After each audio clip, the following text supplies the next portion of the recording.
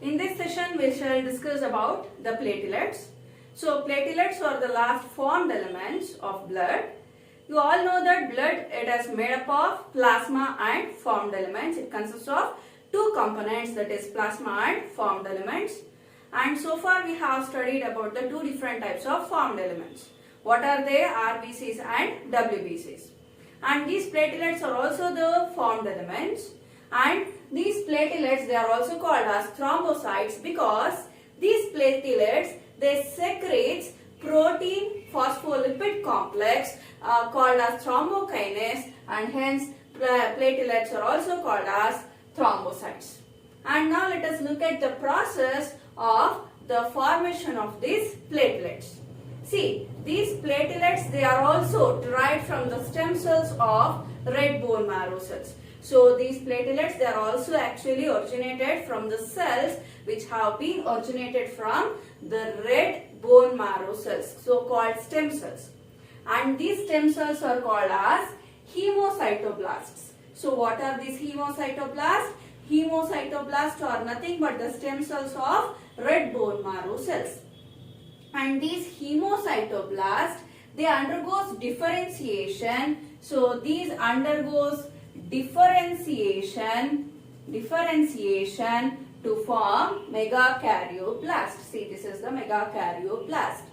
And again this megakaryoblast undergoes differentiation to form megakaryocytes. So this megakaryoblast undergoes differentiation to form megakaryocytes. And the protoplasm of these megakaryocytes, they undergoes fragmentation. Now these undergoes fragmentation to form oval shaped discoid cells, enucleated cells called as platelets. So these platelets, they are not true cells, but instead they are the fragments which are formed from the cells called as megakaryocytes.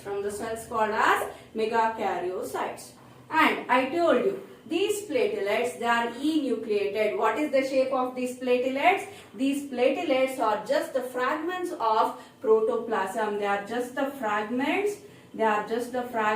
Of protoplasm of these cells. What are these cells? So megakaryocytes. And what is the shape of these platelets? These cells, platelets are enucleated,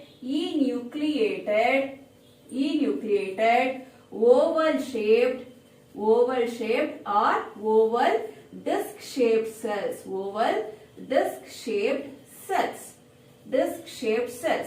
And these platelets, they do not have any pigments, and thus these are also colorless in nature.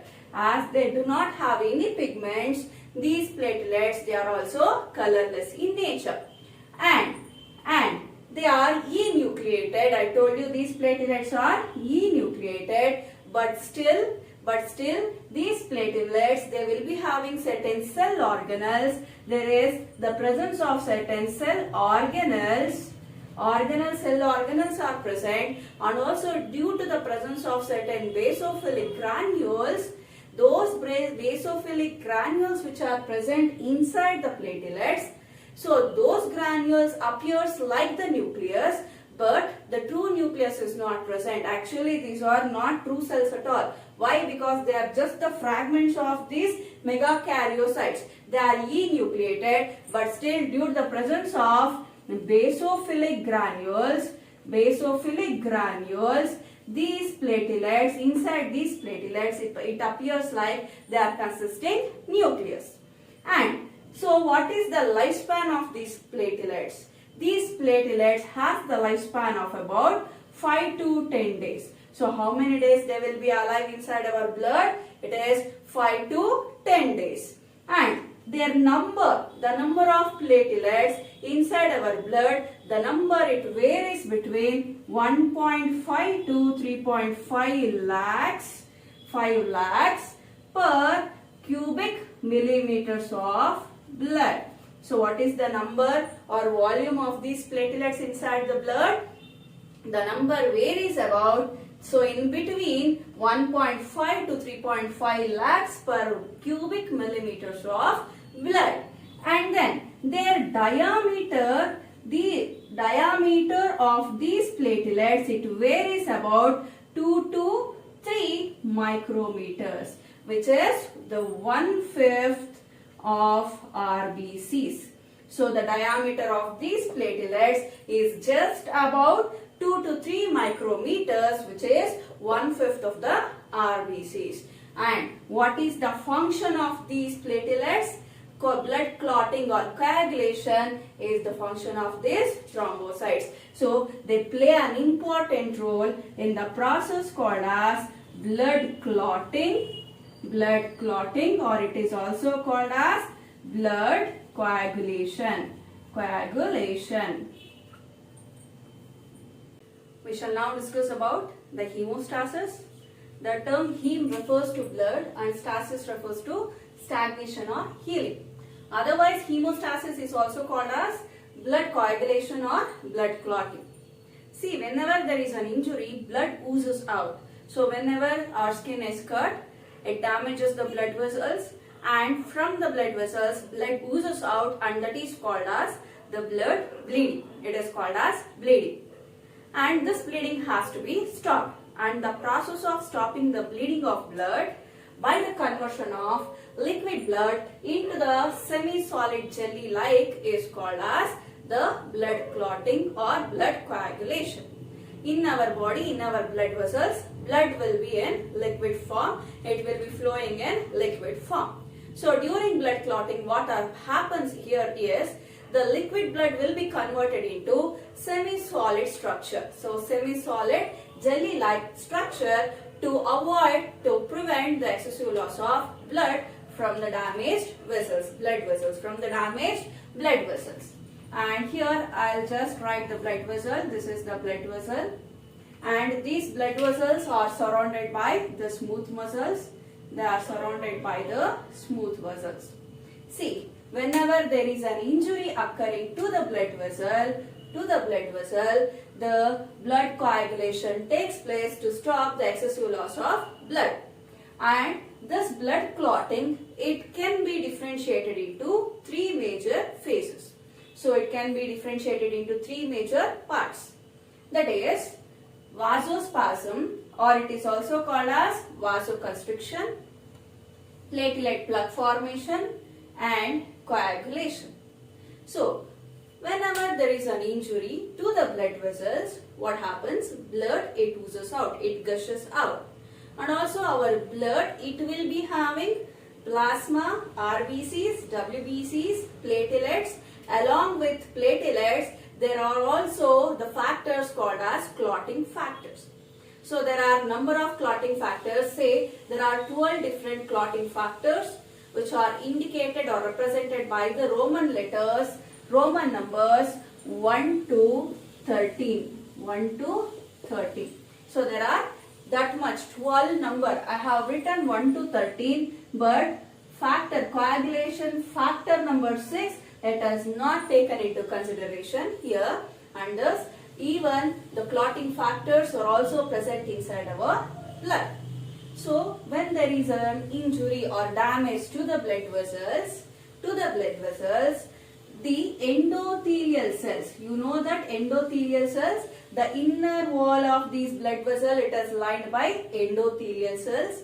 So whenever there is a cut or injury occurring to the blood vessels, the endothelial cells surrounding or which are present at the site of injured area, they send signals to the smooth muscles which are present around the blood vessels for the constriction of the blood vessels.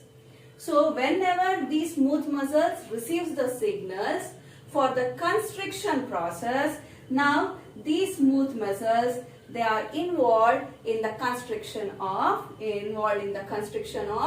the injured blood vessels. That means the size of these injured blood vessels, it becomes smaller, and that process is called as vasospasm, or it is also called as vasoconstriction. And what happens next is, just if the blood vessel constricts in size, we cannot prevent the loss of blood. So the site of injury, it has to be plugged or it has to be closed or covered. And for that process, what happens? Platelet plug formation takes place. See how it takes place.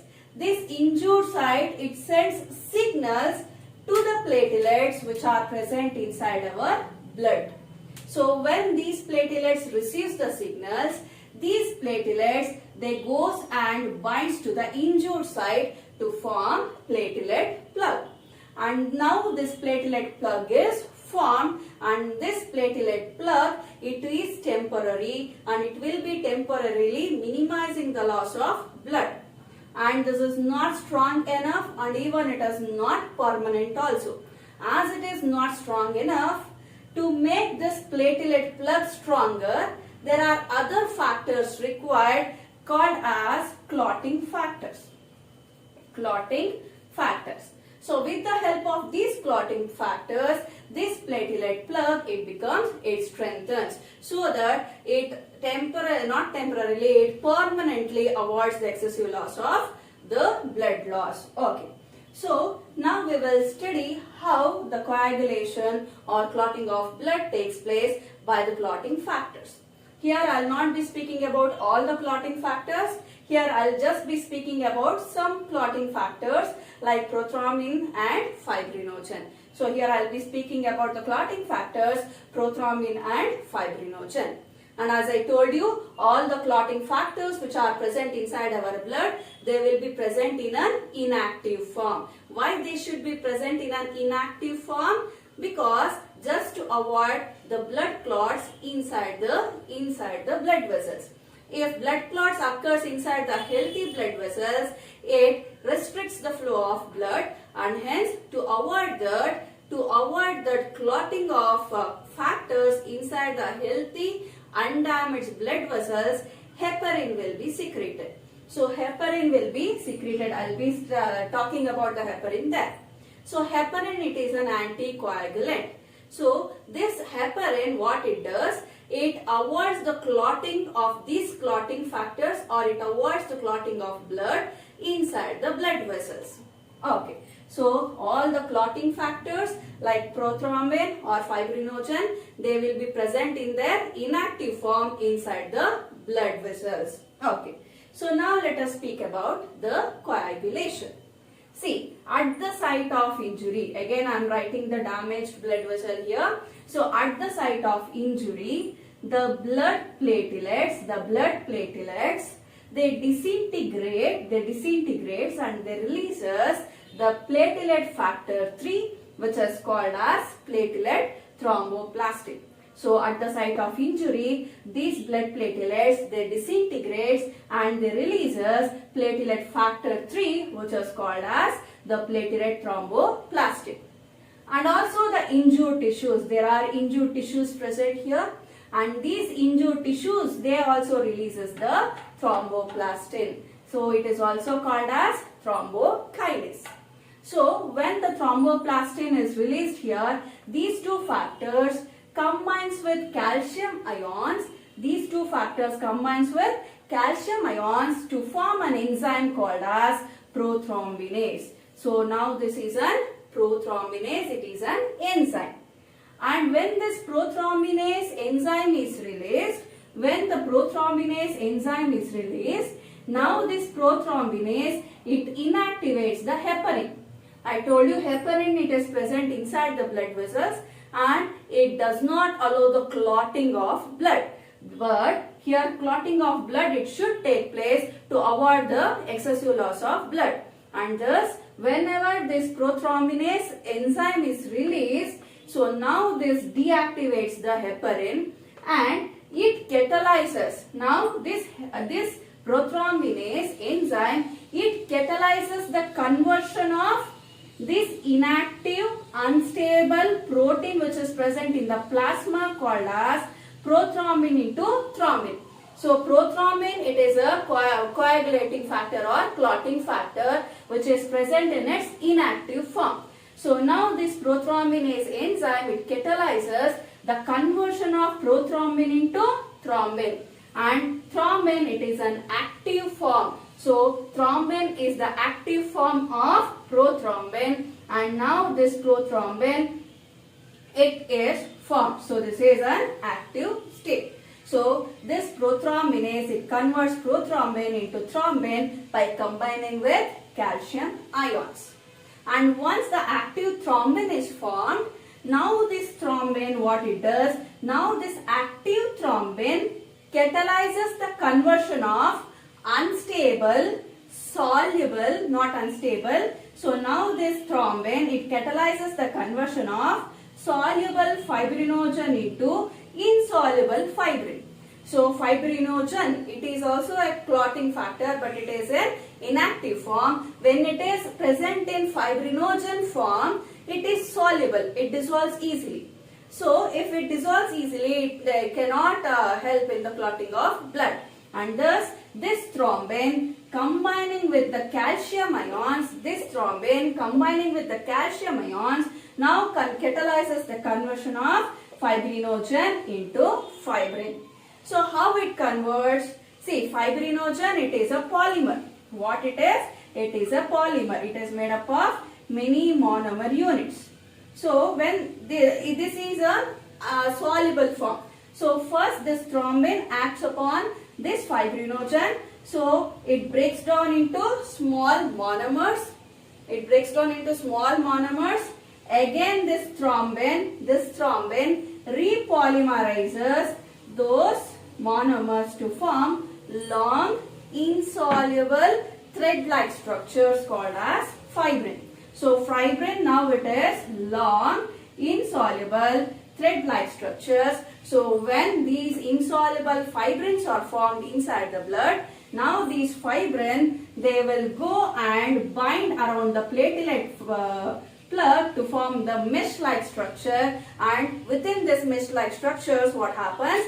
The dead and damaged RBCs and other corpuscles all will be trapped to form the blood clot. So now this fibrin, it is a long thread-like, insoluble thread-like structures, and when this fibrin is formed inside the blood, now these fibrin threads, they will move to the site of injury, and there they will adhere to the platelet plug, and they will be forming the mesh-like structures, and these mesh-like structure, these fibrin threads, they will capture the RBCs and damaged corpuscles, and thus it is involved in the clotting of blood. Now blood clotting occurs, and thus when the blood clotting occurs, the blood, it will not